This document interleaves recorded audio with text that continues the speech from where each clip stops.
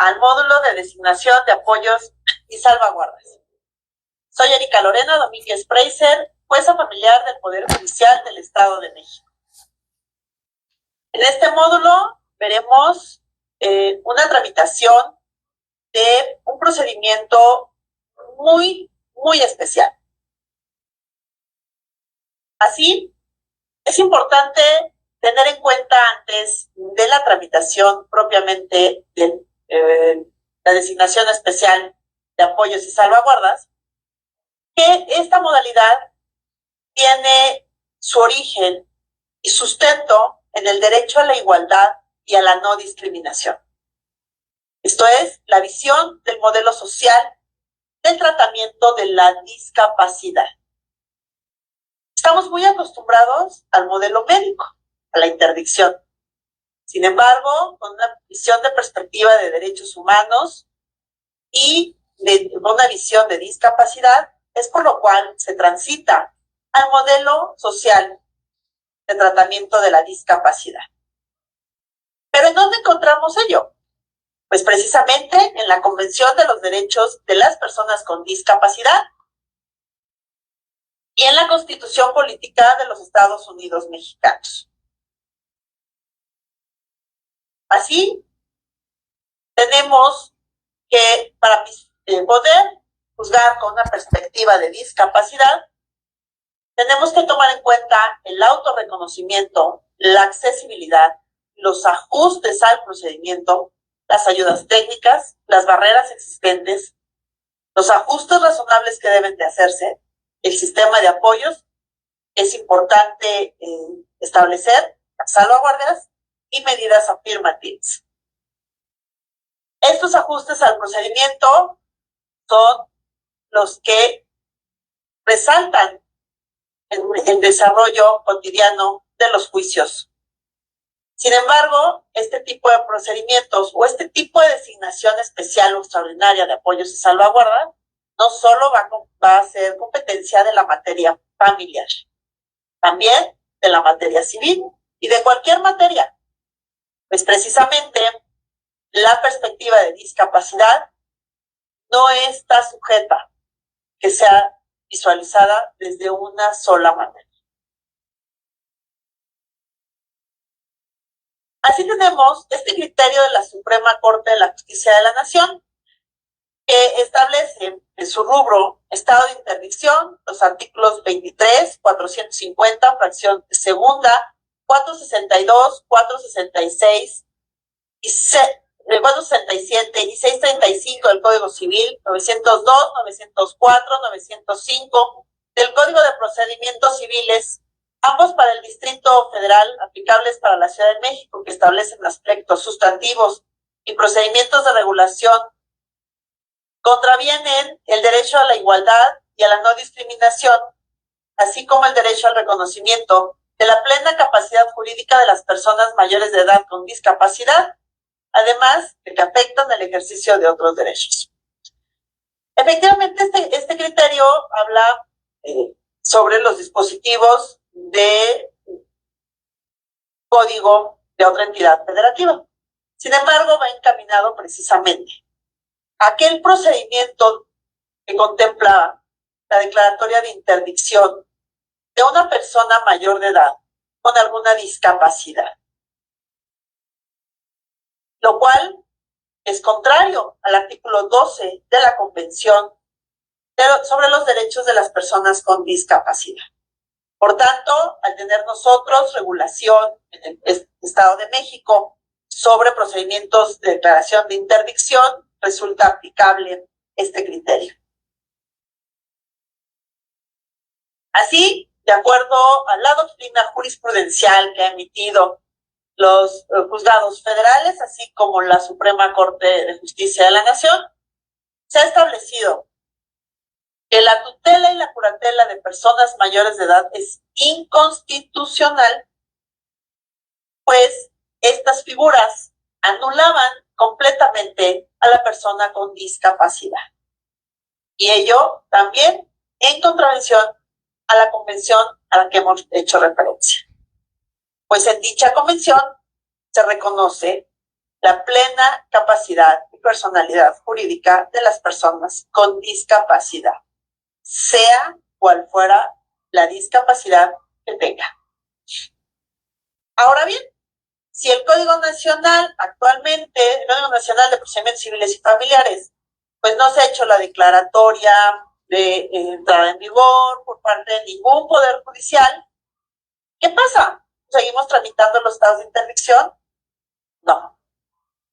Ya que el artículo 19 transitorio precisamente de este Código Nacional señala, se derogan todas aquellas disposiciones que establezcan procedimientos de interdicción cuyo efecto sea restringir la capacidad jurídica de las personas mayores de 18 años, de conformidad con lo previsto por las disposiciones transitorias del presente decreto.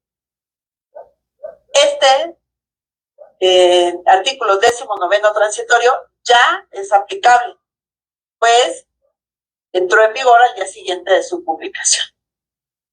Así tenemos que sumarnos a un cambio de paradigma en el sentido de la visualización de la discapacidad.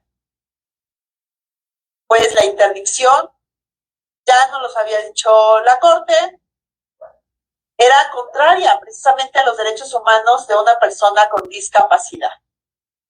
Pues la figura del tutor, en muchos de los casos, anulaba completamente no solo la voluntad, sino a la persona con discapacidad, ya que tomaba de manera individual decisiones hacia actos y manejaba aspectos económicos o de desarrollo de vida cotidiana de la persona con discapacidad sin ni siquiera considerarla mínimamente. Por ello, ante un cambio de visión de la cultura médica de la discapacidad a la visión de estructura social, es por lo cual se debe de establecer, conforme a la Convención, un sistema de apoyos y salvaguardas. Es precisamente lo que retoma el Código Nacional de Procedimientos Civiles y Familiares para cambiar esa visión. Y por tanto, desde este 19 transitorio, ya se está dando pauta a eliminar cualquier tipo de declaración de estado de interdicción de personas con discapacidad mayores de edad. Así tenemos que las personas mayores de edad, como lo referí, y de acuerdo también a la Convención, tienen capacidad jurídica plena. Sin embargo, bajo algunas circunstancias, en casos excepcionales, pueden recibir apoyo para el ejercicio pleno de su capacidad jurídica, a efecto de facilitar el ejercicio de sus derechos. Estos apoyos pueden ser múltiples, no solo uno. Pueden ser apoyos en la comunicación, apoyos en comprensión de actos jurídicos, apoyos en manifestación de su voluntad, en aspectos de desarrollo de vida cotidiana, en situaciones particulares de manejo de bienes, en fin. Hay una serie de apoyos que se pueden llevar a cabo a través de designación especial de apoyos y salvaguardas. Hay que tomar en cuenta que si existe una designación anticipada de apoyos, se estará su contenido. Esto lo pueden llevar a cabo ante las personas notarias. Si no existe esta designación anticipada de apoyos, deberán anotarse los esfuerzos reales, considerables, pertinentes para conocer la voluntad o la manifestación de la voluntad de las personas con discapacidad. Así podemos visualizar esta tramitación del procedimiento que estamos viendo el día de hoy en dos puntos. El primero, cuando se trata de una solicitud inicial, así será competencia de los juzgados que conocen en materia familiar del lugar de residencia de la persona con discapacidad. ¿De qué manera se va a tramitar esta designación especial de apoyos y salvaguardas, la vía que se ha considerado la más idónea es precisamente a través de la jurisdicción voluntaria conforme a sus reglas generales. ¿Por qué se ha considerado así? Pues en nuestro Código Nacional, de hecho, la designación de apoyos y salvaguardas se encuentra precisamente en el libro de la justicia civil, no de la familiar, y tampoco está en un procedimiento de jurisdicción voluntaria. Sin embargo, la vía de jurisdicción voluntaria permite que se haga válido ese derecho de participación de las personas con discapacidad. Por ello es que, tomando en cuenta que en la jurisdicción voluntaria existe una audiencia en la cual se puede escuchar a las personas interesadas y en este caso principalmente a la persona con discapacidad para que haga efectivo ese derecho, es por ello que se trata de una jurisdicción voluntaria. Recordemos que nuestro procedimiento de interdicción era un procedimiento especial, pero que después se volvía contencioso. Aquí se privilegia a la persona con discapacidad para que sea ella, ya sea de manera directa o con los apoyos correspondientes, pueda externar su voluntad para poder establecer un sistema integral y transversal de apoyos y salvaguardas. También se puede presentar en un juicio, en un procedimiento que esté en curso o en ejecución. ¿Qué sucede? Muchas veces ya está iniciado un procedimiento de la naturaleza que sea, no necesariamente familiar, puede ser civil, mercantil o de cualquier otra materia. Pero en este caso, pues, atendiendo al Código Nacional de Procedimientos Civiles y Familiares, podemos tener un juicio civil en el que se advierte la necesidad de establecer un sistema de apoyos y salvaguardas, una designación extraordinaria de apoyos y salvaguardas. Regularmente, esos procedimientos, cuando se verificaba a través de la interdicción o de los procedimientos de interdicción, se remitía a las partes a que tramitaran este procedimiento de interdicción ante un juez familiar. Y una vez que se obtuviera la resolución con la designación del tutor o de la persona tutora, podíamos regresar a continuar el procedimiento civil. O cualquier otro procedimiento, porque inclusive podía ser un procedimiento familiar y se tenían que ir a otro procedimiento, a la interdicción, para que se hiciera esa designación. Actualmente ya no es necesario, pues ello implica un desgaste precisamente a la persona con discapacidad, lo cual es contrario precisamente a la visión transversal de ello. Así es que cuando tenemos un procedimiento ya en curso o que se encuentra en ejecución, ¿quién será competente? Pues precisamente el juez o el tribunal en el cual se esté tramitando el procedimiento o en el que se estén realizando actos de ejecución. ¿Cuál será la vía?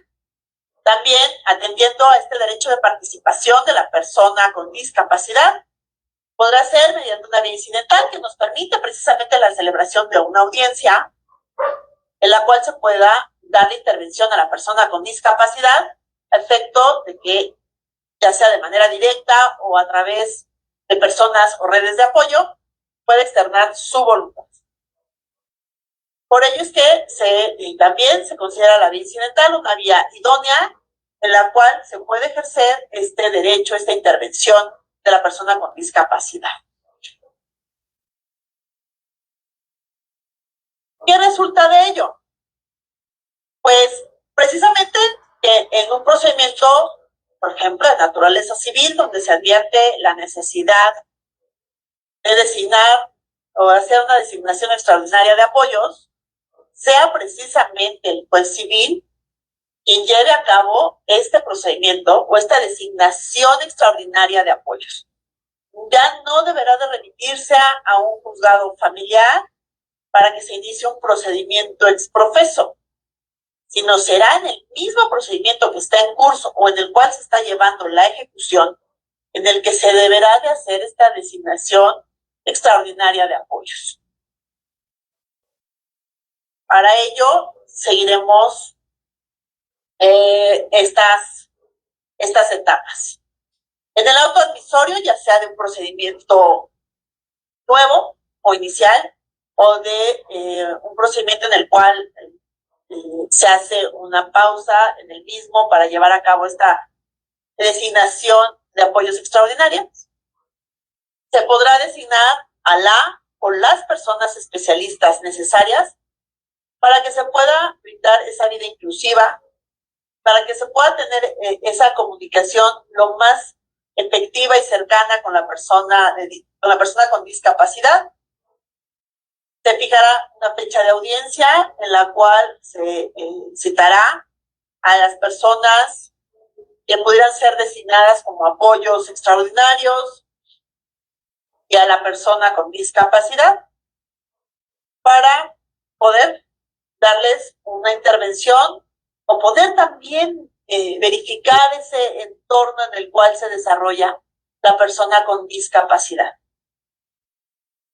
Esto es, no basta con preguntarles, con que ellos nos digan, sino se debe de apreciar esa vinculación, porque puede suceder que la persona con discapacidad no hable, pero sí se comunique de otra manera.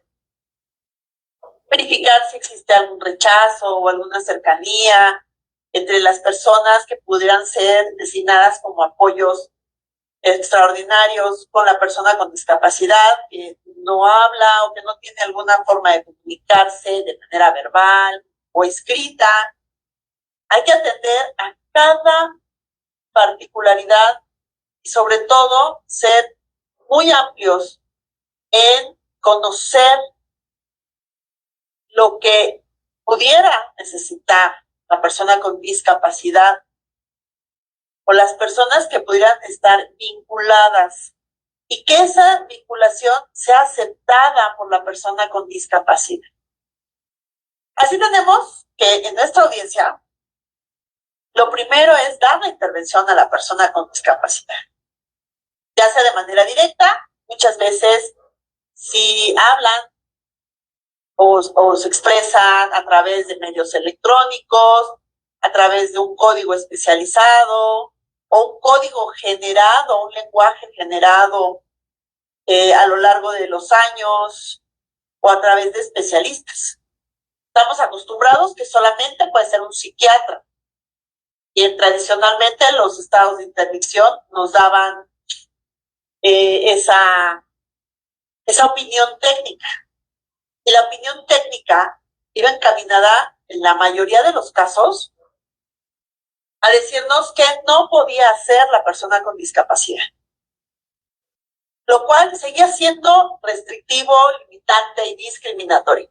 Pues no se buscaba el mayor beneficio a la persona que tuviera algún tipo de discapacidad. Simplemente nos decían, no puede, no sabe, no, pero no nos daban las opciones para poder brindarle a esta persona con discapacidad una vida inclusiva, una vida digna y sobre todo ese derecho de participación. Lo cual ahora, con esta visión social, resulta fundamental. Entonces, ¿quiénes serán nuestros especialistas? Pues atendiendo la discapacidad que presente la persona que necesita la designación extraordinaria de apoyos. Podrán ir desde neurólogos, psiquiatras, neuropsiquiatras, especialistas del lenguaje, terapeutas, especialistas en algún tipo de modalidad de discapacidad. En fin, tendremos que buscar a esa persona especializada que nos pueda dar una opinión del cómo mejorar las condiciones de vida de la persona con discapacidad, cómo potencializar ese derecho de inclusión y de participación en su vida cotidiana, en la toma de decisiones de su día a día y no restringirlo en que una persona sea la que controle todo esto y que no se busque esa inclusión. Por ello es que esa intervención de los especialistas también cambia bajo este modelo. Tendremos que ver en un sistema muy amplio cuál será el o los especialistas, porque no nada más podrá ser uno. Igual atendiendo a las condiciones que presente la persona, será necesario contar con más de un especialista en diferentes ramas. Ello con la finalidad de conocer de manera más puntual o más cercana a lo que la persona con discapacidad necesita, quiere o hubiera querido, si pudiera expresarse. Y con ello, pues bueno, la finalidad siempre, una vida digna e inclusiva para su representación conjunta, para mejorar la calidad de su desarrollo cotidiano, inclusive para poder tener un arte, oficio o profesión, claro, que les permita ser lo más independientes posibles, sin restricción tradicional. Esto es, tú no puedes hacer esto. Es como acostumbrados estamos de visualizar este tipo de procedimientos. También se deberán buscar esas redes lo más amplio posible para buscar esa inclusión y vida digna de la persona con discapacidad. Y podemos ordenar todas y cuantas acciones o medidas que sean necesarias para conocer ello.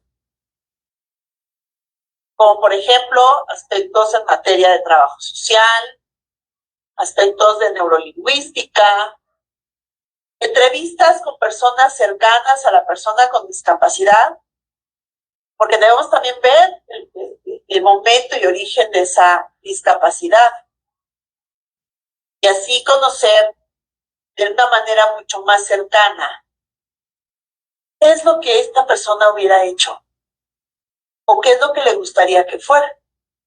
Seguramente ahorita estarán pensando, y aquellas personas que no hablan, no se expresan, no se mueven, ¿cómo le vamos a hacer? Pues precisamente estos especialistas o estas acciones que debemos tomar se amplían y debemos de mejorar nuestro espectro en materia de especialidades, o sobre todo de allegarnos elementos al procedimiento que nos permitan dar opciones de una vida más inclusiva. Lugares donde dan terapias, donde dan talleres ocupacionales, aprender sobre los efectos que cada tipo de discapacidad o los requerimientos de cada tipo de discapacidad son necesarios a considerar.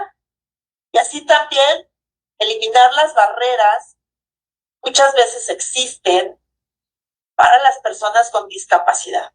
Y barreras desde físicas, desde buscar espacios adecuados para llevar a cabo la intervención de una persona con discapacidad, privilegiar el uso de tecnologías para no ser invasivos y así evitar traslados que pudieran comprometer la salud o las condiciones físicas de la persona. Todo ello lo debemos de puntualizar, ya sea en nuestro auto advisorio, para poder considerar estos aspectos, o durante el desarrollo de la audiencia. Solicitar la presencia de especialistas con un perfil específico, atendiendo a ello. Tomar en cuenta o escuchar a la persona médica que ha sido quien ha dado seguimiento a algún tipo de tratamiento especializado, la familia, y también ser creativos en dicha audiencia. Porque a lo mejor una persona con discapacidad no habla, no se mueve mucho. Entonces, podremos llevar dinámicas con la misma familia que se presenta y visualizar si hay un rechazo, si hay una alegría, si hay alguna emoción que nos permita apreciar esa dinámica familiar o ese apego que existe con alguna de las personas que está ahí. Ello también comunica, también es una forma de indicarnos si la persona con discapacidad se siente a gusto, si está segura, si efectivamente quiere. Hay que hablar en un lenguaje totalmente sencillo y cómodo para las personas con discapacidad. Y si es necesario, buscar las herramientas técnicas especializadas o tecnológicas para llevar a cabo esa entrevista. Si es una persona que utiliza alguna tableta, algún dispositivo electrónico, o por qué no, algunos juegos de cartas, juegos de tarjetas, con los cuales se comunican, será necesario tomar en cuenta todo eso al momento de llevar a cabo la audiencia. Y así poder acercarnos a la opinión más apegada al deseo de la persona con discapacidad. En la sentencia que emitamos, ya sea en este procedimiento nuevo o en la parte incidental de un procedimiento ya iniciado, tendremos que establecer la temporalidad de ser factible, si es día, hora, fecha, número de meses, años, o establecer la condición para su durabilidad, que es mientras tenga o esté bajo esta condición, mientras se rehabilita, porque no son para siempre y será la misma persona todo el tiempo. ¿Cuál va a ser el alcance de la persona designada como apoyo y del alcance que en su caso sea designada, de la persona que sea designada como salvaguarda? ¿Cuáles serán sus funciones en este modelo social? Las responsabilidades de la persona designada como apoyo, así como las salvaguardas. ¿Quiénes serán? ¿Qué efectos tendrán? ¿Bajo qué condiciones actuarán? Y también las limitantes. Habrá salvaguardas que sean de acto único, esto es, para una cuestión específica, o apoyos también de acto único para un hecho o una circunstancia muy particular cuya actuación verificada ahí concluye. También se ordenará tantos y cuantos informes de autoridades administrativas sean necesarios. ¿A qué nos podemos referir con estos informes? A vincular a instituciones como el Instituto Mexicano del Seguro Social, ISSSTE, al INSEMIM, al ISFAM, a cualquier institución de seguridad social que tengan alguna relación con la persona con discapacidad, ya sea para brindar aspectos médicos o de salud, o apoyos económicos, también autoridades que tengan que ver con cuestiones migratorias, ¿no? Emisión o renovación de pasaportes, de visas, trámites específicos en alguna dependencia que deriven de derechos de los cuales deba ejercer la persona con discapacidad. La limitante siempre va a ser los actos personalísimos, aquellos en los que sí debe de tenerse esa certeza de manera directa y no trasladable. Esa sentencia no es absoluta. Esa sentencia no va a ser para siempre. Pues bajo este modelo, esta designación extraordinaria de apoyos también conlleva un seguimiento. Esto es, nuestro expediente, si es un expediente nuevo, inicial, no va a concluir con la emisión de la resolución. Se le va a tener que dar un seguimiento continuo a el actuar de los apoyos y las salvaguardas. Por ello, se deberá establecer la forma en que se dará el seguimiento al actuar de las personas designadas como apoyo o a las personas designadas como salvaguardas. ¿Cómo? A través de revisiones periódicas para verificar el cumplimiento de la persona de apoyo.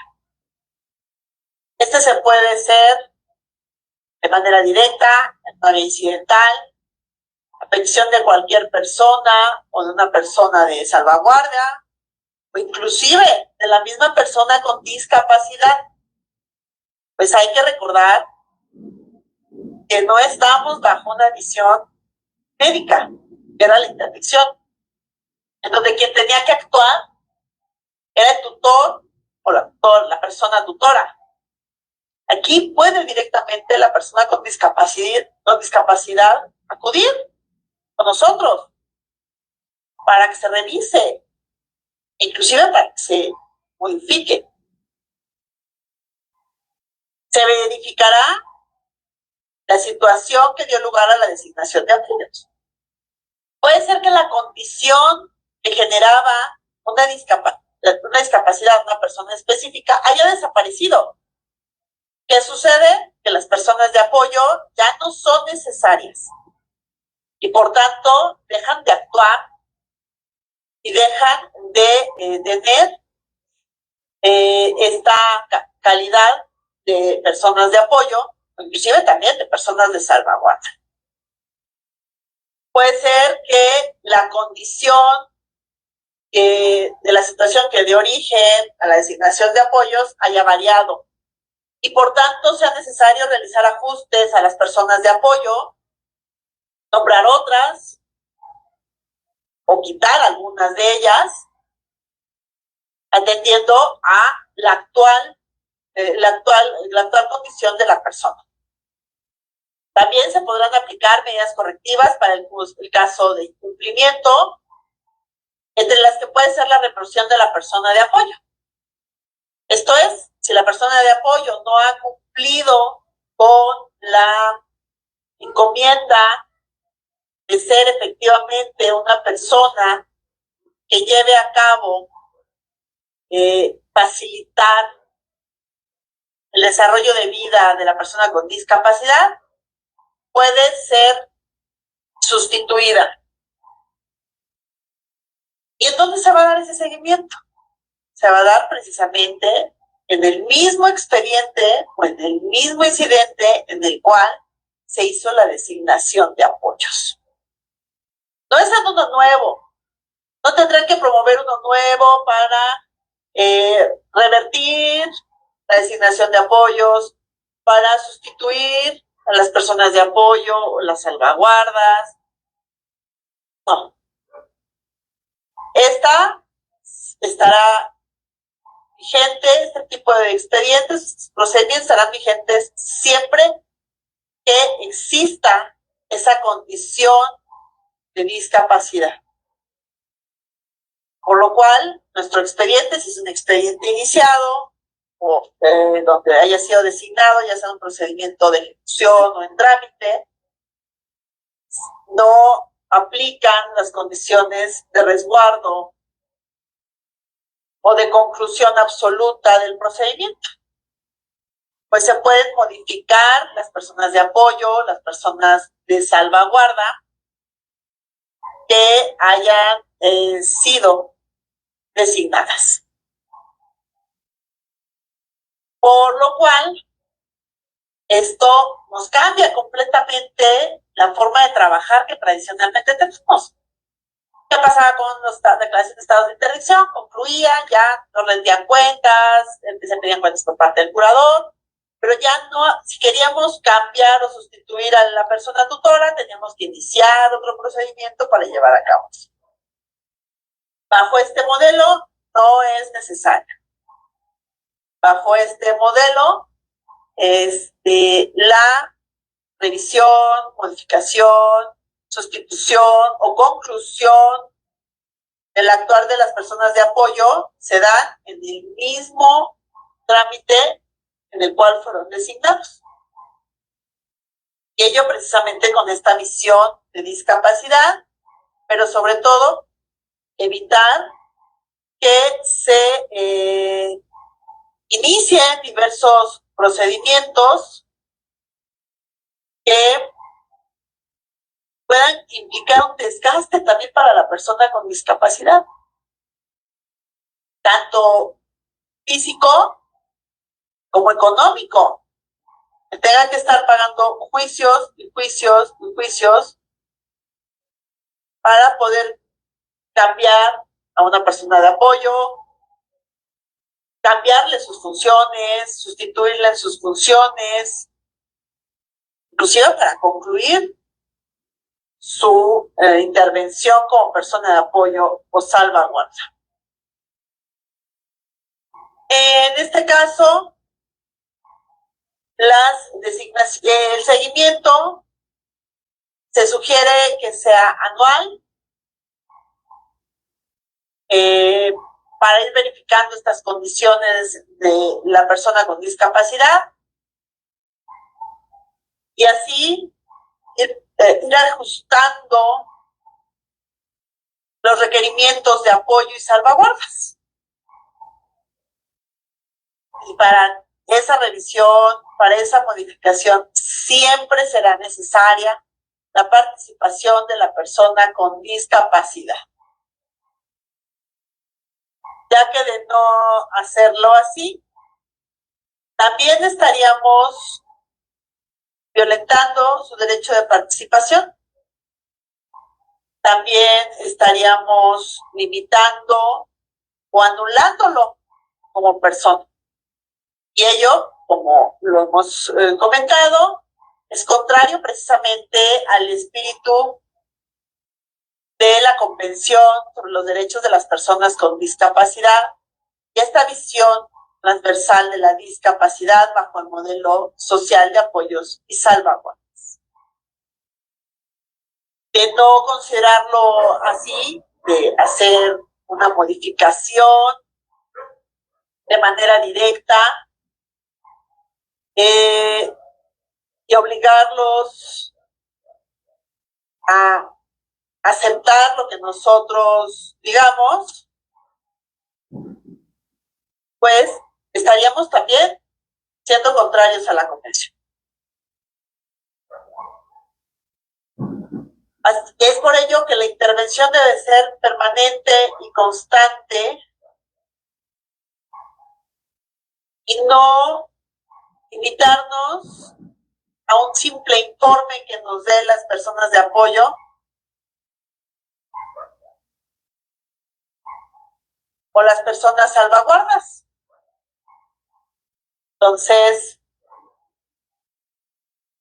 esa modalidad tenemos que tenerla siempre presente. La persona con discapacidad y su participación es constante. No es limitante, no es excluyente. Tenemos que aprender a trabajar bajo esta modalidad y sobre todo en los juicios de naturaleza civil en los que no se llevaba a cabo ese tipo de procedimientos y no se tenía esta visión integral de la discapacidad, pues tendremos que redoblar la visión, la sensibilidad para llevar a cabo los trámites de discapacidad de designación extraordinaria de apoyos ante una persona con discapacidad que lo requiera. Porque muchas veces no lo requieren y pueden perfectamente actuar sin personas de apoyo. Tenemos también que ser muy abiertos en ese sentido. Entonces, esto es un panorama distinto al que estamos totalmente acostumbrados. Ahora bien, ¿qué sucede con los procedimientos donde ya fueron declarados interdictos o interdictas algunas personas? Pues pueden ser modificables, completa y absolutamente. Inclusive se puede hacer en el mismo expediente en donde se generó esa sentencia. No tener que ir a otro procedimiento. Esto es para facilitar precisamente el acceso a la justicia a la persona con discapacidad. No obligarlo a irse a otro juicio. No puede ser en el mismo procedimiento donde se dictó la sentencia, donde se declaró el estado de interdicción. ¿Quién lo puede hacer? Persona con discapacidad, ya sea por sí o a través o en forma conjunta con alguna persona que sea de su confianza, que sea que sea para él un apoyo especial, para poder verificar todo esto que hemos visto a lo largo de esta plática. Que se dé ese derecho de participación, que se pueda verificar las condiciones en las cuales se desarrolla, cómo podemos potencializar la vida inclusiva y el desarrollo integral de la persona con discapacidad. Pero ¿qué pasa con la cosa juzgada, que fue materia de interdicción? Pues bueno, se dictó en el momento en el que la visión de la discapacidad era bajo un modelo médico. Pero ello no significa que pueda ser modificable atendiendo precisamente a la nueva visión de la discapacidad. Debemos de ser muy proactivos en ese sentido y evitar viacrucis a las personas con discapacidad que desean revertir esa designación de interdicción con los mecanismos necesarios para llevar a cabo esto. La designación de especialistas que nos puedan dar una visión más amplia de las condiciones más favorables para la persona con discapacidad a una vida inclusiva y digna. Tener un espectro mucho más amplio de las condiciones de vida necesarias para que esta persona sea inclusiva, sea incluida en todo lo que tiene que ver con ella. Vida personal, laboral, escolar, económica, que se busque un crecimiento de la persona con discapacidad. Por lo cual, estos procedimientos ya antiguos, pues claro que pueden revertirse bajo esta perspectiva y preferentemente para evitar un nuevo procedimiento, pues se pueden realizar en el mismo procedimiento, en el mismo expediente en el cual se publica. Pero si lo promueven en un expediente nuevo, también resulta factible.